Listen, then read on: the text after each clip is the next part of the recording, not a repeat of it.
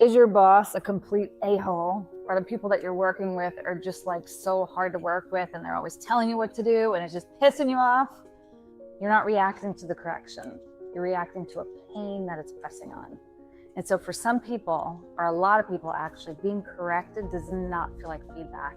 It feels like criticism, it feels like humiliation, it feels like rejection.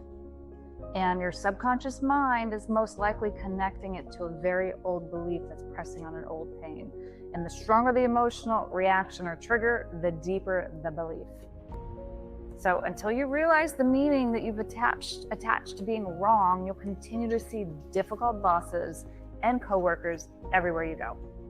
You can change jobs, relationships, environment, but until you heal that belief, that same trigger will keep following you. So I had a client who had a very, very, very difficult time being coached. She would get furious if someone corrected her. She became extremely defensive. She found herself constantly saying, but I did that, but I tried that. No, but it's not even that. If someone said blue, she said black. She'd argue against anything you said. And she would get so angry at her boss that she would slam the door behind her and then take the rest of the day off. And this became a pattern. Eventually, her final conclusion was, you know what? I just hate people. Now, I don't know if she really hated people, but this is what her brain was bringing her to the conclusion. She came to me because finally she really wanted to understand what was going on. So during hypnotherapy, we discovered some beliefs that she formed about herself at a very young age. She was raised by an extremely critical mother. If she accidentally knocked over a cup in the kitchen, she was scolded. If she gained weight, she was criticized and made fun of. And at one point, her mother even tore up a family photo because she wasn't smiling the way she was supposed to. Those are just a few examples. So she was always being punished for very small things. She was criticized, verbally attacked. And even when her younger siblings misbehaved, she was blamed because she was supposed to be in charge. Now, obviously, you can see this was a pattern. So over time, she formed a very painful belief about herself. Her opinion doesn't matter, her voice doesn't matter, and no matter what she did, she's wrong and it's always her fault and she gets blamed. And eventually that became a deep down, painful belief that she wasn't good enough. So here we are, years later.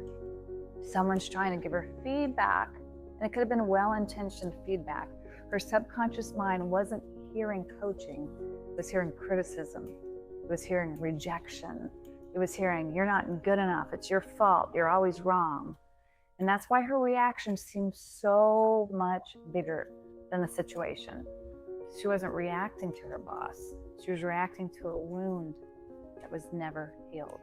Now, I'm going to teach you 3 things about why this happens and how to overcome them.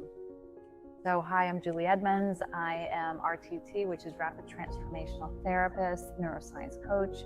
Over the years, I've trained thousands of people. So here's the 3 steps. Number 1, awareness.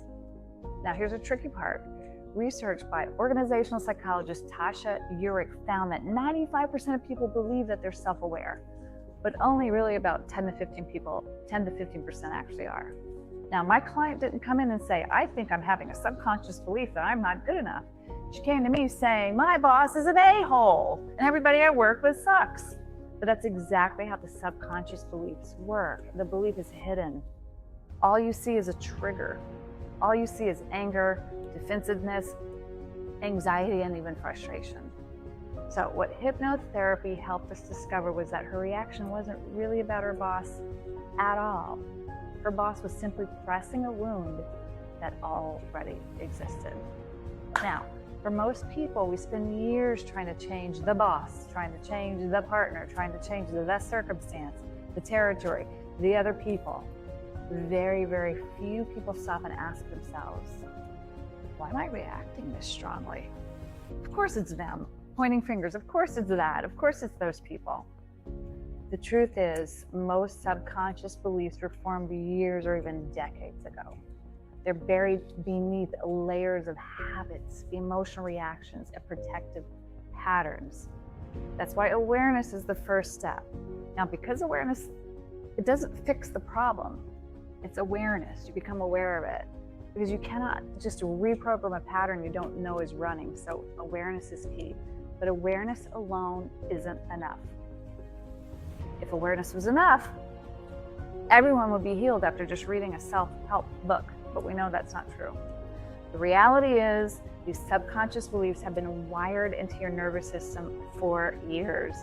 They're automatic, they are familiar, and they're running in the background without your permission. That's why step 2 is so important.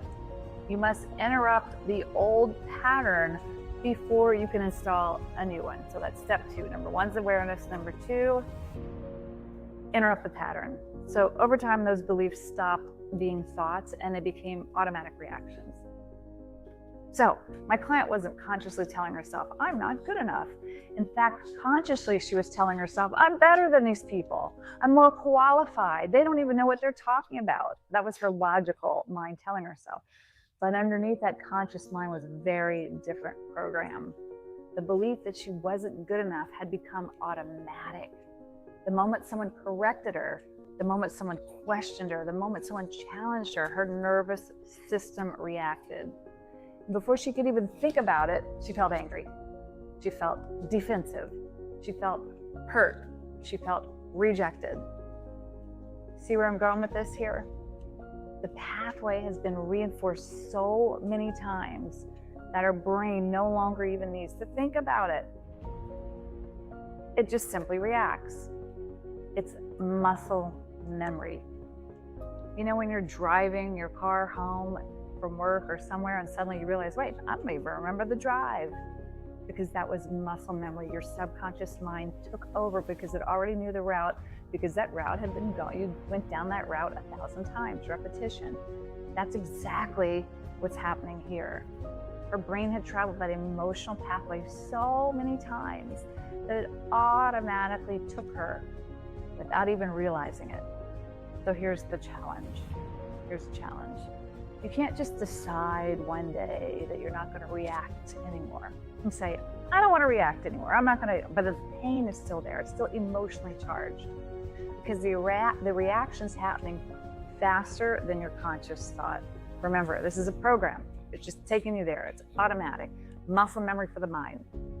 So step 2, interrupting the pattern.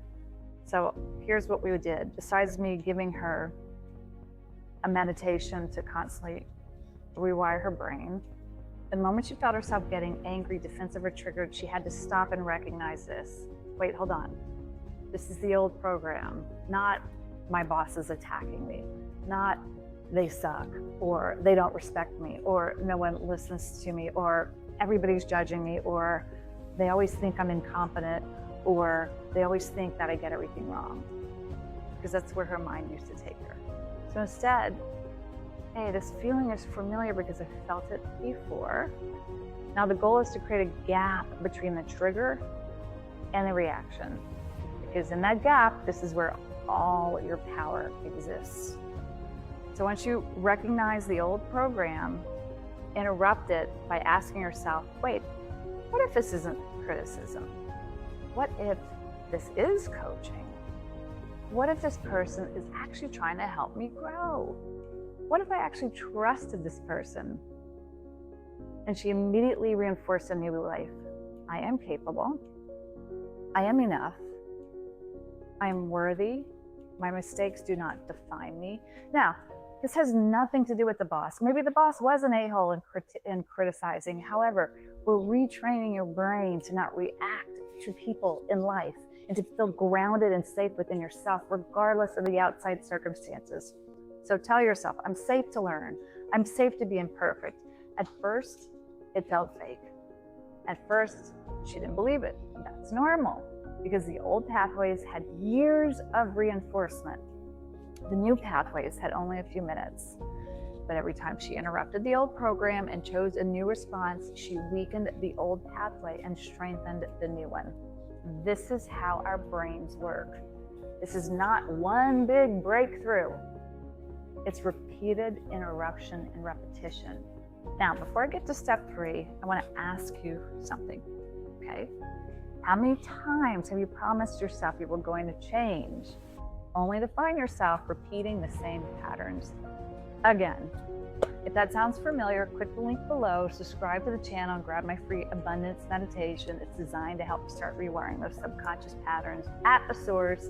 Plus, I have a lot more videos that can help you. Now, let's talk about step 3. This is where the real transformation begins.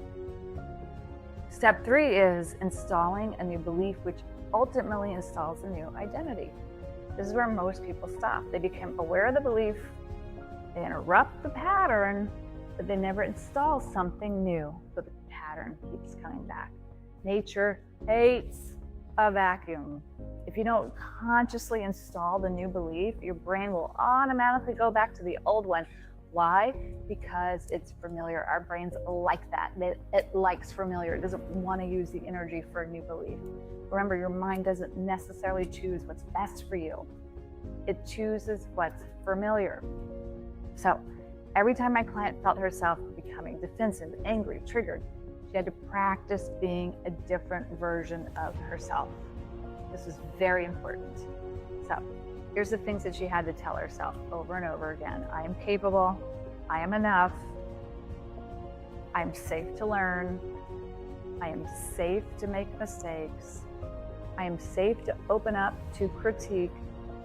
And I'm good enough. I'm strong. My worth is not determined by someone else's opinion of me. That's a big, strong one. My worth is not determined by someone else's opinion of me. And here's the important part. You have to say it hundreds of times, thousands of times, over and over and over, because repetition is what creates the new neural pathways. Repetition is what creates a new identity. And we will always act in alignment with who we believe we are. So when you say things like, I am worthy, you have to feel it, feel the excitement, and let it swell up in your chest. Now you might be thinking, okay, that makes sense, but I've been this way my entire life. There's no way I'm going to change. That's exactly the point. If the belief has been reinforced for 10, 20, 30 years, it's not going to disappear overnight. And of course, you're going to feel like, well, this is just the way I am. No, it's the way your brain has been programmed. Your brain changes through repetition. Nervous system changes through repetition. Identity changes through repetition. So you can wake up to a new you tomorrow based on the thoughts that you're thinking today. The brain learns through repetition. Your emotional responses and reactions are important. The brain can change through repetition. The brain rewires through repetition. I think you guys get the pattern here. Every time you feel the old trigger, that's not failure. That's an opportunity to reinforce the new belief, an opportunity to choose a new identity. It's an opportunity to teach your nervous system that the danger is no longer there. Now, eventually the new pathway becomes stronger than the old one. And one day you'll find yourself in a situation that used to trigger you, and something that used to happen, but does not, cannot, and will not affect you anymore. And so it won't be a forced reaction like, oh my God, hold on, here's the gap, let me think about it. No, it'll just become the new you. And you'll just be indifferent to those types of humans and people. The program changed, not because you're someone different, because you changed the program in your mind. If you enjoyed this video, watch the next one, because it may reveal something about yourself that you've never noticed before.